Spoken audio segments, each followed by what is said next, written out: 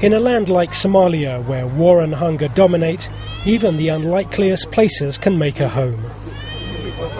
2,000 Somalis live in this camp for internally displaced people, or IDPs, in the northern region of Puntland.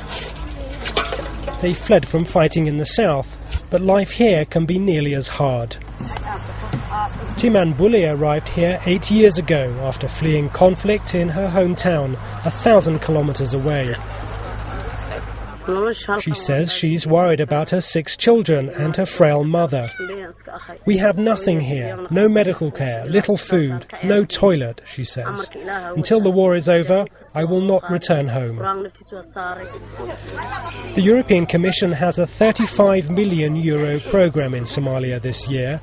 Country Office head Philippe Royan says the hardest challenge is reaching those in the most immediate need. So it might be even worse in the areas where we don't have access, and difficult to establish what are the priority needs when we can go by ourselves and we have to rely on second-hand, third-hand monitoring, needs assessment. There are 11 camps in the town of Garowe, the small, colourful capital of the autonomous region of Puntland. The United Nations estimates the district hosts around 6,000 IDPs, a tiny proportion of the estimated 1.4 million displaced in Somalia as a whole. But a drive through Puntland shows how violence is not the only problem affecting Somalia. Because of drought, many pastoralists have been forced to settle near towns, where there's food and medical care for themselves and their animals. One of the projects funded by the European Commission supplies free vaccinations to animals in an attempt to help pastoralists get back to their traditional way of life. Ahmed Jama saw his herd of 400 goats and sheep and 50 camels dwindle to just 50 goats and 1 camel.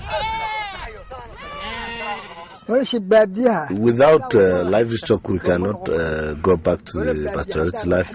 I really like to go back. But now, as we have nothing to go back, I cannot go back. And I'm hoping that someone will help us. As the insecurity in other parts of Somalia continues, humanitarian aid agencies will find it increasingly difficult to reach those in need. After an 8-year wait, people in these camps hope humanitarian relief will arrive soon, providing a dignified life and the hope of one day being able to return home.